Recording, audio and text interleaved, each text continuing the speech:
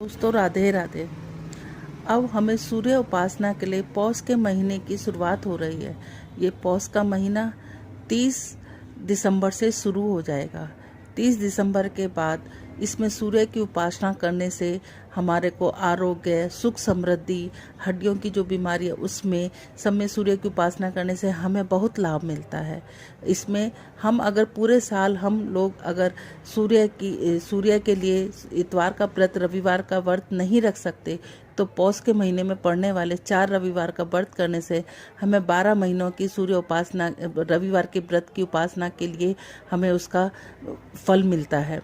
इसमें आप मीठा भोजन करें, तिल, चावल और गुड़ का मीठी खिचड़ी बनाकर उसको सूर्य भगवान को अर्पण कर कर उसके बाद सूर्य की उपासना करें। यदि आप सूर्य भगवान व्रत नहीं रख सकते तो कोई बात नहीं, लेकिन आपको 4 रविवार को सूर्य की उपासना के लिए व्रत नहीं करना, कोई बात नहीं। तिल, चावल, गुड़ की खिचड़ी बनाकर सूर्य भगवान को जरूर उनका भोग लगाना चाहिए।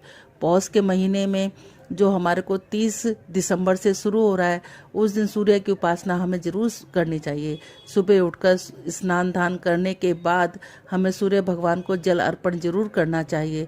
उसके लिए हमें तांबे के पात्र में थोड़ी सी रोली, लाल रंग के चावलों को रंग कर चावल और गुड़ डालकर अपने सिर के ऊपर से दोनों हाथों से सूर्य को जल अर्पण करना चाहिए। लेकिन सूर्य को जल अर्पण करते हुए हमें एक बात का ध्यान रखना चाहिए कि वह जल हमारे पैरों पर ना पड़े।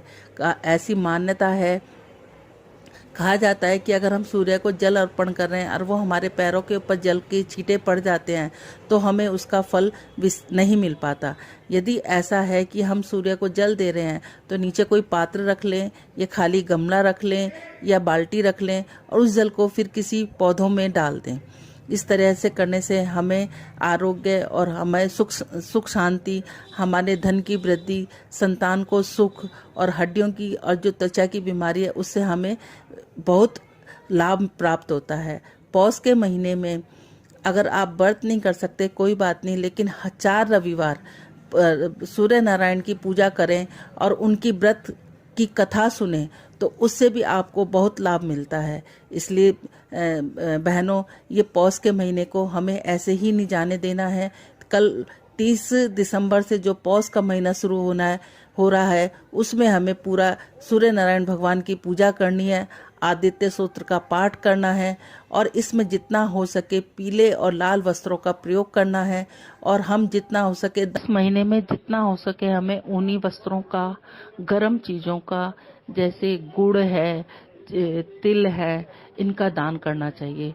ऊनी वस्त्रों का जितना ज़्यादा हो सके हमें गरीब आदमी को, जिनको ज़रूरत है उनको जितना दान कर सकते हैं करें। इससे हमारे को यश, कीर्ति, ऐश्वर्य और आरोग्य और हमारे संतान सुख की प्राप्ति होती है। बोलो राधे राधे।